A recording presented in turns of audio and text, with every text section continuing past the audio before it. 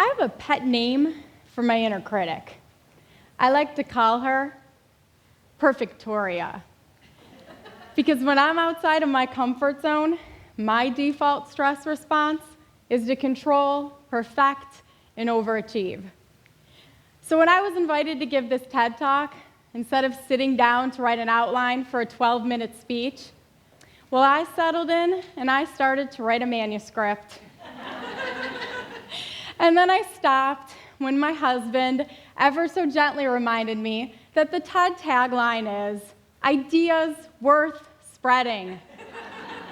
Not 7-hour audiobooks worth spreading. Oh. If you had asked me about 15 years ago why I overachieve, my Perfectoria response might have been, because I am interested in so many different things, and I want to change the world in every way that I know how. And it's partially true, but the other side of the story that little Miss Perfectoria would be mortified to admit is that I overachieved for most of my life from a place of fear, inadequacy, and self-doubt. You see, I have endometriosis, a painful, chronic disease that affects approximately 176 million women and girls globally. When I was 13 and I got my first period, my hormones were severely unbalanced, a contributor to endometriosis, and so my skin broke out. It was all over my face, it was on my chest, my arms, my back. Friends called me zit face. When I was 14 and 15, I was hospitalized twice for a ruptured ovarian cyst. Somewhere along the way, I think I made an unconscious choice that if I couldn't control what was happening to my body, well, then I was just going to control everything else. So I took antibiotics to bury my blemishes. I slapped on a thick coat of CoverGirl, and I covered right over the authentic, vulnerable girl within me. Then I controlled, and I perfected, and I achieved to the point of exhaustion. In 2001, I graduated summa cum laude from college with a 3.92 GPA, the first woman in my family to earn a 4-year degree.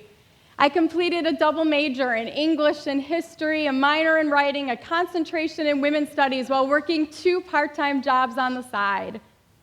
My resume was perfect, but I was a wreck.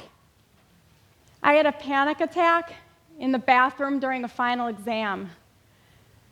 I graduated with stress and anxiety-induced health problems. I survived. But this isn't just my story. The next generation of women leaders, they're ambitious with a capital A. Their resumes are impressive. And they're also one of the most anxiety-ridden generations of women in history.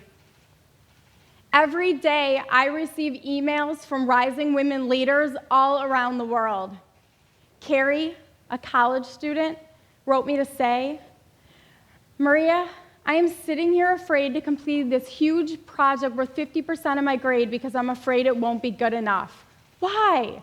I have a 3.95 GPA and now I'm terrified of blowing it. How can I give this up and not let it rule my life? The pursuit of perfection, it doesn't stop once we graduate. A business owner in her 50s, she wrote me to say, "Maria, in my business, I spend way too much time to complete anything. Whether it's preparing an email, a report, a paper, or a book, I waste so much time making sure it's perfect." You may be thinking, but I'm a high achiever and there's nothing wrong with that. And you're right.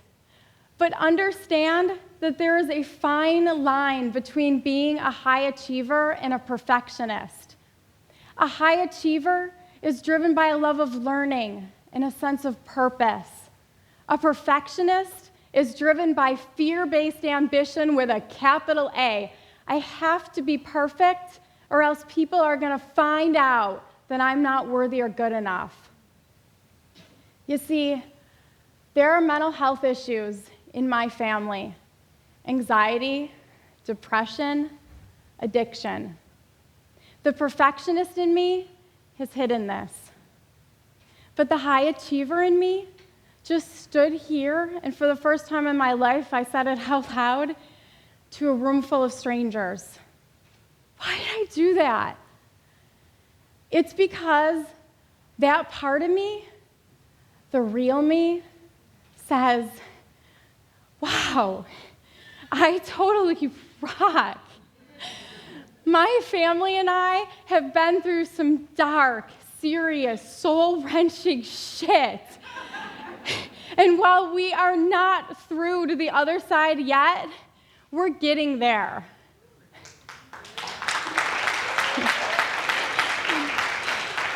And rather than being ashamed of that because it's not perfect, I'm just going to celebrate that because it's real.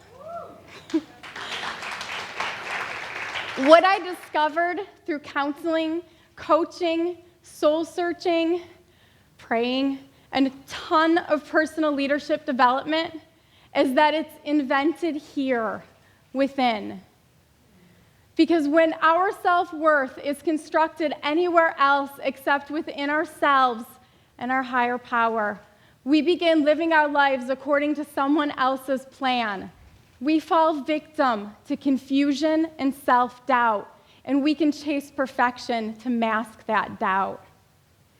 But here's the raw truth. Just because I learned the secret doesn't mean that I remember to apply it.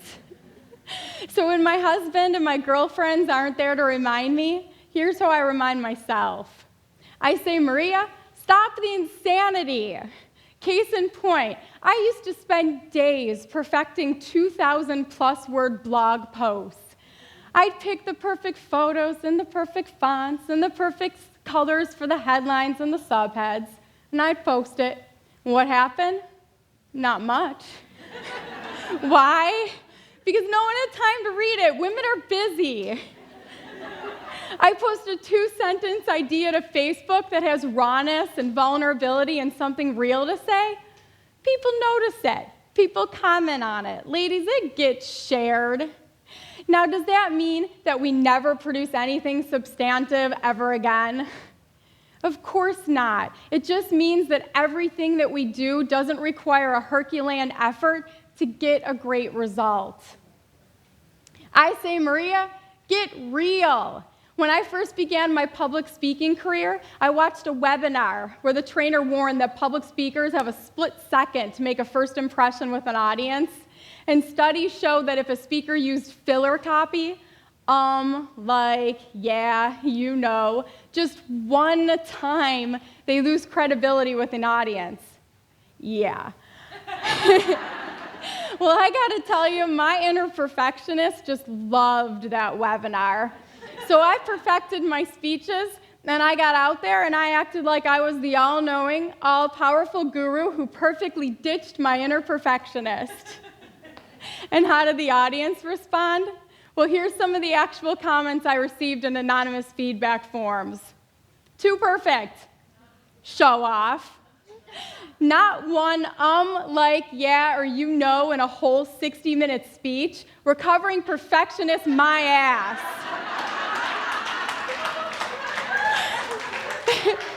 And of course, the worst comment you can get when you're addressing an audience is, boring. So I took those comments along with a good look in the mirror, and I decided to get real.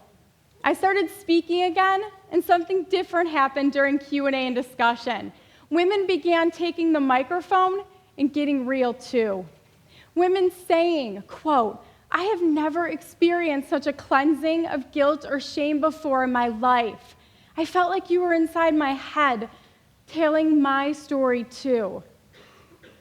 Striving for perfection is not only exhausting, I've learned that it's also the easy way out. How would your leadership journey be different if you risked sharing more of your humanity and invited others to the conversation? Finally, I say, Maria, it's time to embrace all the parts of you, even your inner perfectionist. So I used to think that my inner perfectionist was this evil gremlin that I had to silence or fight. Then last year, I was formally trained as a life coach, and I learned another perspective. When I'm outside of my comfort zone, I learned that my inner perfectionist could be trying to protect me from being ashamed or embarrassed like I was when I was a 13-year-old little girl getting teased for having acne. My inner perfectionist is a part of me. She's trying to serve me, even though it may be in a misguided way. So instead of wasting energy fighting her, I've begun to forgive her, thank her, and then ask her to help me grow. Abraham Lincoln once said, "A house divided against itself cannot stand." I say that a woman divided against herself cannot stand either. Imagine how freeing it would be to stop beating yourself up and instead come home to all the parts of you. Imagine how it would feel to teach that powerful lesson to your daughters, your niece, your granddaughters, or another woman that you love. So start accepting that inner voice who is not only there to guide you, but to lead you to a better place. I'm a work in progress. So are you. So let's lead by example to ignite a movement. The young women in our lives need a movement like that. You need a movement like that. I need a movement like that. My inner critic, Perfectoria, and I invite you to join me. Thank you.